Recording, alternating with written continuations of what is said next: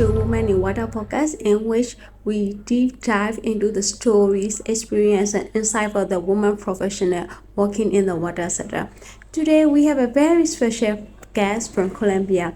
Hi, Juliana. Could you please introduce yourself? Hi, Sue. My name is Juliana Dimate. I'm from Colombia, and I work for VEI.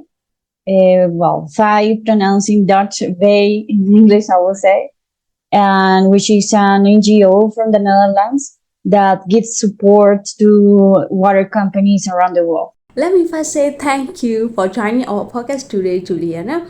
As always, the very first question on our podcast is, what does water mean to you? Well, we know that water is life, but for me, besides that, for me, water is kind of charming and all the science behind. I really like it in all the ways. In my case, I deal with all the transportation, but also the water cycle and the treatment, and also the chemical in the natural way and how it interacts with the minerals, let's say in the soil, with the geology. So it is life, but when you studied it, is more than that. Yeah, I can agree more. Water is life, everybody accept that, but it is more than that we usually think about it. It is more complex and more fascinating. By the way, how did you get into the water sector? Well, this is a bit of an anecdote. I studied environmental engineer, and I knew I wanted to focus on water. And then I was in this exam, which the teacher, he just let us do the exam in groups, and he will leave and come back in 2 hours. So it was more about that we really practiced what was designing what wastewater treatment plant. And then when he came back, he saw my notes. I was asking him something, and he saw my notes, and he was like, "Ha, this girl is like, she has something." So she offered me to work with him, and he also wanted my notes from the course. He has my notes. So he proposed to work with him, and he had a project for wastewater treatment. And then he introduced me in the water company in the city where I used to live. So then I started my internship working on the data collection for customers that they mean something in terms of pollution. So then I started my internship, and then I got hired, and then another year and another year. And in what I was there, I knew I wanted to study a master. So it was great because I could see what was everything about water. You could do either treatment or distribution or wastewater treatment or hydrology. And then I went for hydrology, and I studied hydrology in the Netherlands. So, what are you doing currently? Well, as I said before, I am now working for VEI, which is our NGO from the Netherlands. It's a consortium of 7 of the 10 water companies in the Netherlands. And the idea is that we bring the support to the water companies around the world. In this case, we are working with 8 companies here in Colombia on the subjects of non-revenue water, water security, asset management, and leadership, organizational leadership. And then, I am the project coordinator. I usually travel with the Dutch people, the Dutch experts. I like the way we say it, and the idea is that we are not consultants, but a person that does the same, a a person is doing here, let's say operating the drinkable water plant, or distribute or in distribution, or in asset management, or leading the company, the same person that a person that has the same position in the Netherlands will come here and just give some advice. So I like a lot how it goes, because you start with one question, and then you have the other one, then you have a diagnose, and you can say, what about this? Why don't you do this? I propose to do that, etc. And then we propose an action plan, we call it. So they are very punctual actions the company has to perform, and that, well, idea is that they improve little by little, and I have to follow that up. On the other hand, with out of the 8 companies, I have one company that we do water security. So the idea is to know here in Colombia, most of the time, and I don't know the percentage, but it's more common that we use surface water rather than groundwater, like is in the Netherlands. So the idea is that we are evaluating the catchment. We are knowing how's the water production in the catchment, and if that's going to be enough for the future demand. And also we check what's the capacity of the plant and the distribution network.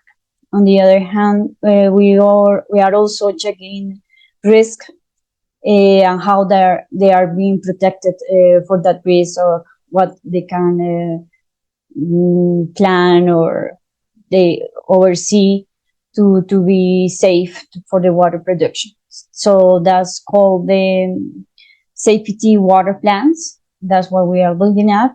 And in this case, what we want is that little chapter or issue about drought. We have it clear because it's more deeply studied to know if it's going to be a deficit or not. Yes, it is great, and I also like the way you mentioned about the project. We are not the consultant. We are the peer-to-peer exchange supporting project. It is really great to mention about it, and I can agree more about the importance of water safety and water security. Actually, it is the most important thing all over the world. Yeah, sometimes you could think that, or at least in Colombia, that's the feeling that those projects can take long, or is a lot of investment. But we have a couple cases here in Colombia with 2 companies that we are working with. They had no water for 2 months, because all these scenarios that you thought, okay, what's the probability that this can happen? And you think, maybe not. And they have, both of the companies, they have 2 things going on at the same time, and it was people with no water at all. So those things can happen, and that's what we don't want it happens. We want also to bring that message to the companies, because maybe you get for granted that water is going to be there. So if you studied it, and the idea is that they also learn. It's not here in Colombia. It's very common that you hire a consultant to tell you those things, but for us, water companies should know about it and should have the skills to understand what's happening in the catchment in this case. Yeah, exactly, exactly. So, by the way, how many years are you working in the water sector? Well, in the previous company, I worked for 5 years, and now I have been here for 3 years already. Time flies. And well, I was also studying before, and always paying attention to all the what's going on. I tried to focus on hydrology, but now, of course, water companies are also my topic of interest. Yeah, yeah. So within this decade, I think that it might be more than a decade working in the water sector. So within this year, could you please share your proudest moment or happiest moment with us? Well, I think but the time in the, well, here in VEI has been, I'm very happy with the impact we are, we have had it in the companies, because as I say, it's not just a big project or a big report that we are writing down. It's more about, okay, install this, check this data, collect this, check this form. And it's very practical. It's things they can implement very easy. Some things take longer, but they are going to be there. So we are very happy with the impact. It was a bit difficult to get engaged during the pandemic because it was online. The project was just starting when the pandemic started, so it was online was very difficult. Once we could travel, it was very different. Meeting them, knowing them, engaging with them. So it took some time, but I'm very proud of that. And also in the previous company, we were working on the design of the wastewater treatment plant, which in Colombia it sounds not good, but 80% of the wastewater is not treated. So you kind of get for granted that it's okay not to have a wastewater treatment plant. And by that time, we were working on it. We were just working on getting the design. So I like to participate on it. I know they are building it right now. So it's like a seed you planted, and to think that that amount of wastewater is going to be treated and it's going to help with the not polluting that river is great to see. It's great to see this how it starts and how it can be developed, and again what's the impact is going to have. Yeah, yeah, that's really nice to hear. Like you saw the impact you did, and yeah, I mean that's really what we are doing, and that's really grateful to see Yeah, that the impact step right by now. step. Yeah, yeah, step by step. And I like your metaphor, like the seed is sprouting as a plant, and that was beautiful to metaphor like that. Thank you. Uh, by the way, because we are a woman working in the water sector, have you got any particular experience working in the sector as a woman professional? Mm, just two things that I never thought that was going to be the case. When it happened, I didn't understand. So in this situation, the environmental authority invited us to visit the catchment because they had a project, or well, we had violence here before, and it was not possible to go. And when it was very, the guerrilla was. They were there in the catchment. After some time that changed, and we could visit it. And then we were with these engineers men, and they say I was kind of like the environmental person or that was the profile I was trying to build there. It was not still that position. And then, well, it was logical that I would go, and they doubted it if it was safe that I would go, and I didn't understand, and I knew later that they were worried that maybe I was gonna fall, or I don't know, it was not safe for me, and I was younger, and that was not the issue at all because when I was a teenager, I used to do that a lot. So I mean, it was even difficult for me to grasp it and to to think they thought I was not able to go there. And also last time we were in this meeting, and this man was talking. We let him talk, and then I was talking, and he interrupted me. And I was like, "Wait a minute, you already talked. Let me talk." And all the room was like, "Whoa!" And then I kept saying my point or what I was saying. And at the end, well, everybody was like, "Whoa!" In this region, the women have the stereotype that they are the youngest, they are the strongest, and they are the ones that they say what has to be done. And so they were joking that if I was from the region, they didn't take it bad. But I think, and I don't know how I came up with that. I mean, it was just a reaction, but it was very good to tell him. I mean, it was, he already talked. I was talking while he has to interrupt me. So maybe because of this wave of feminism and woman empowerment, I think that had an influence, and I was able to speak out.